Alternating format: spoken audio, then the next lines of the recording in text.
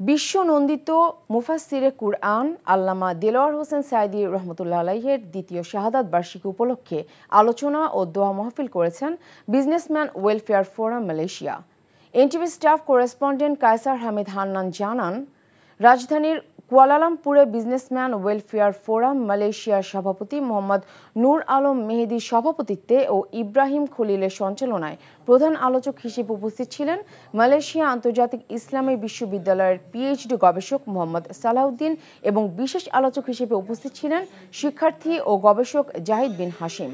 উক্ত অনুষ্ঠানে আরও উপস্থিত ছিলেন মালয়েশিয়ার স্বনামধন্য ব্যবসায়ী ও সাংস্কৃতিক ব্যক্তিত্ব ওমর হাসান সোহেল এবং মুয়াজ বিন জাবাল জোন এর সভাপতি মঞ্জুর মোর্শেদ দীপু এবং মালয়েশিয়ার সকল শ্রেণীর পেশাজীবী এবং ব্যবসায়ীবৃন্দ সহ আরও অনেকেই। আলোচনা শেষে তার মাগফিরাত কামনায় বিশেষ মোনাজাত করা হয়।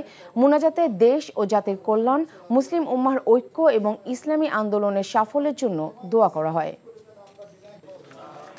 বান্ডেল থাকলে প্রতি সেনমানিতে টাকা বাঁচবে। বিকাশ সেনমানি বান্ডেল কিনে জিতুন প্রতি লেনদেনে।